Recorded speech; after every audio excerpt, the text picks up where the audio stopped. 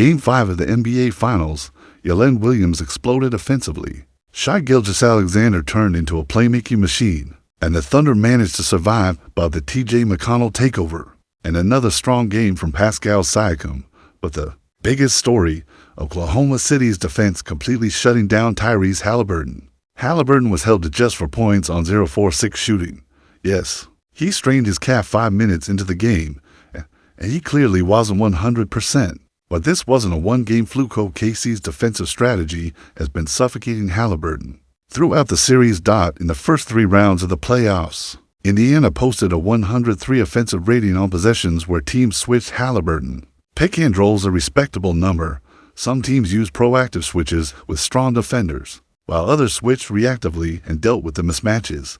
But against Oklahoma City, that offensive rating has dropped to an insane 63 when Haliburton faces a switch. That's 30 points below the worst half-court offense in the league this season. So yeah, it's not an exaggeration to say OKC switching has broken Haliburton's bread and butter. Pick and roll game. In Game 5, the only real success Haliburton had came when Isaiah Hartenstein was involved, because unlike the rest of OKC's lineup, he doesn't switch as often. That opens a small window of opportunity. For example, here's a play where Hartenstein drops back in coverage. Haliburton reads it perfectly and gets a clean mid-range look, just rims out. On another possession, Haliburton passes, then immediately cuts behind Hartenstein to create confusion on whether it's a switch, and threads a gorgeous pass for a layup. A minute later, we get vintage Tyrese again. He resets his dribble, pulls Hartenstein out, manipulates the help defense by looking off the corner defender, and finds the open man. Smart, high-level stuff. But these moments were rare.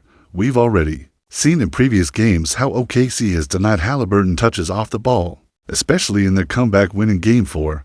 That continued in Game 5. Whether it was Lou Dort or Cason Wallace, they made even basic entry passes a challenge. When Haliburton did get the ball, Jalen Williams was often guarding Indiana's screener, usually Miles Turner specifically, so he could switch onto Haliburton and completely neutralize the action. Watch this play. Dort pressures the inbound. Haliburton eventually comes up to receive it, but J-Dub is on Turner, ready to switch. Williams slides over, and suddenly Haliburton needs a second screen. But now you've got OKC magic. J-Dub switches late to cover the shooter. Caruso steps in to cut off the drive. Then Williams rotates off his man to contest the shot. The result? A heavily contested look against the shot clock.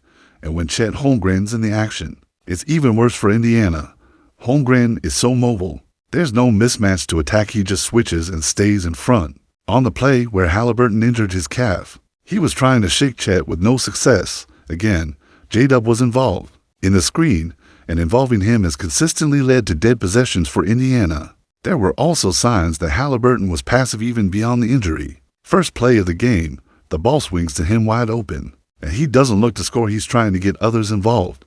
Noble idea, but telling in a finals game. The Thunder's switch-heavy defense really turned up the heat in the fourth quarter, forcing for straight steals.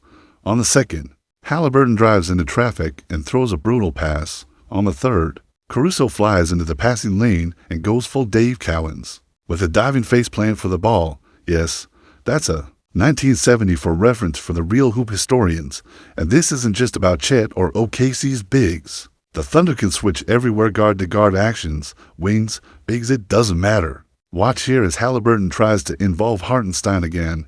It starts out promising, but J-Dub helps from the wing, cuts off the roll, and suddenly, Haliburton's stuck. The entire shot clock disappears. Indiana even drew up a Spain pick and roll out of a timeout, involving 3 players. A setup most teams only switch partially, but the Thunder, they switch all 3 parts of the action perfectly. In sync, that's just elite defense, and it completely snuffs out the play. This is the matchup nightmare Indiana is facing. 5 high-level defenders who can switch and rotate instantly. Even when they don't switch, their help defense is next level. Check this. Haliburton drives with SGA sealed behind a screen. There's room to attack, but Jalen Williams helps off the corner. Aaron Nesmith looks wide open. Normally, that's the wing's job to rotate over. But OKC, they break the rules. The foul line defender rotates instead, blowing up the play. This is defensive basketball at its highest level. Haliburton is banged up, yes, but this Thunder defense might be the best system anyone's faced in the playoffs so far. In Game 5 of the NBA Finals, OKC's defensive mastery continued this time by completely neutralizing Tyrese Haliburton once again. The Thunder's ability to switch across all positions and recover faster than the ball erased any advantage Indiana tried to create. Even when Isaiah Hartenstein didn't switch, OKC's help defense was there instantly, forcing tough shots and contested looks. Here's one key play: Hartenstein stays in drop coverage, but the Thunder rotate so quickly that Haliburton's pass doesn't find a shooter. It ends in a heavily contested, high-difficulty shot. Another sequence from Game 4 shows Haliburton trying to draw Hartenstein out. Lou Dort can either switch late and stay with Obi Toppin or recover to Haliburton. The Thunder help rotates to Toppin, Dort recovers elsewhere, and the play ends in a deflection off Dort's leg for a run-out and a major flagrant foul. One major shift in Game 4 was T.J. McConnell taking over the game late in the third quarter. After Haliburton checked out, McConnell's quickness caused problems for OKC in a way Haliburton couldn't. The Thunder sagged off him, going under screens because of his lack of shooting threat, but McConnell still found ways to punish them. When OKC mixed in switches, McConnell stayed in rhythm and even attacked Holmgren one-on-one, using his quickness to create scoring chances or easy assists once help came.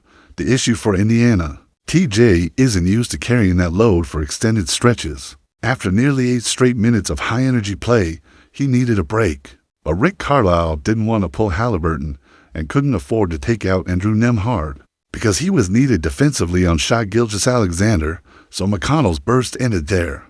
Jalen Williams was the true star of Game 5. We've already talked about his defensive impact both on and off the ball, but even on missed shots, his hustle was elite. In transition, Dort played both the ball and the trailer, asking Cass and Wallace to plug the gap on Haliburton. That's high-level team defense. J-Dub then erased a wide-open 3 by sprinting back and recovering like a prime Tim Duncan, blocking it at the rim. Offensively, Williams' speed and pressure in the open court were a huge problem for Indiana. OKC used backcourt screens to help him beat full-court pressure, and traditional bigs like Hartenstein simply couldn't contain him in space. Even when there was no hard pressure, Hartenstein would set a screen near the logo, and Jalen would have the entire court to attack a slower defender. His aggression stood out, but so did his control. Williams was constantly changing pace, reading the floor, and using sharp ball handling to unlock the defense. This was easily the best we've seen from him in terms of pace manipulation. He would stop and start like a seasoned vet, sometimes using hesitation dribbles or illegal same-foot launches to finish wild, acrobatic bank shots. Another big wrinkle in OKC's Game 5 offense: using Shai Gilgeous-Alexander as a screener more than in any other playoff game. They ran multiple Spain pick-and-rolls for Jalen, letting him burst downhill. One of these actions led to a clean putback for Holmgren. On another, Williams kept the dribble alive through traffic, used a hesitation, then slipped past defenders for a tough finish. The variety was impressive. On one play, he reads the defense perfectly after a screen, slows down, then fires a pinpoint assist.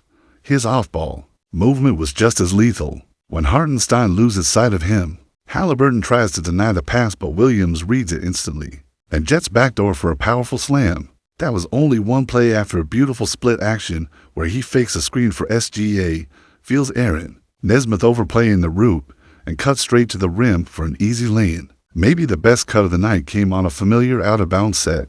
Nesmith expects Jalen to curl off a screen to the corner, but instead he goes backdoor for a 3-point play. Now, even though this was Indiana's second most efficient offensive game of the series, it was also statistically their second worst defensive performance. Shai poured in 31 points and 10 assists, along with 4 blocks. And OKC's defense recorded 27 combined steals and blocks. With that Game 5 win, the Thunder are now just one victory away from an NBA championship.